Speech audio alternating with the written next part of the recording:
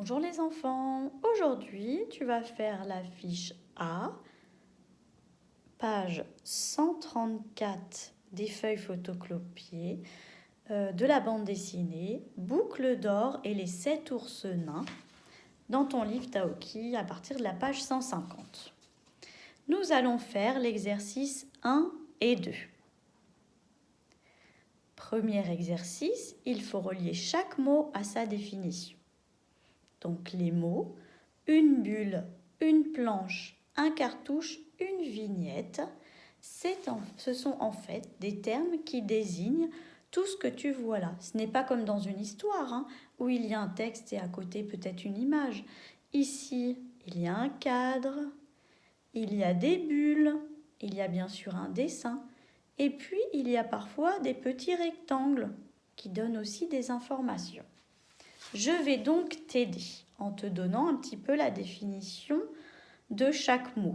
Après, en lisant les définitions, tu pourras essayer de retrouver quelle est la bonne définition.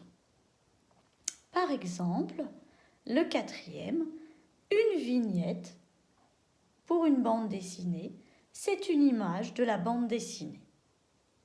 À toi de trouver bien sûr quelle définition correspond. Un cartouche, c'est un encadré, une sorte de rectangle, où le narrateur, donc celui qui raconte l'histoire, donne des informations. À toi de chercher quelle est la définition et de retrouver bien sûr dans la bande dessinée à quoi cela ressemble. Une planche représente la page d'une bande dessinée, toute la page. Et une bulle, ça porte bien son nom, ça ressemble à une bulle et dedans, il y a les personnages qui parlent. À toi donc de relier avec ton stylo ou ton crayon à papier et ta règle de retrouver ce que veut dire ces 4 mots. Deuxième exercice, réponds à ces questions par une phrase. Donc bien sûr, tu dois toujours répondre par une phrase. J'explique. De quel type de texte s'agit-il ? Il s'agit, et tu dois trouver. Quel est le titre de ce texte ? Le titre est, et tu dois le noter. N'oublie pas le point à la fin et la majuscule au début. À quoi servent les bulles présentes dans chaque vignette ?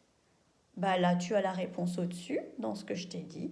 À quoi servent les encadrés jaunes présents dans la première vignette et dans la dernière ? Pareil, tu peux t'aider des définitions. À toi de faire les exercices 1 et 2.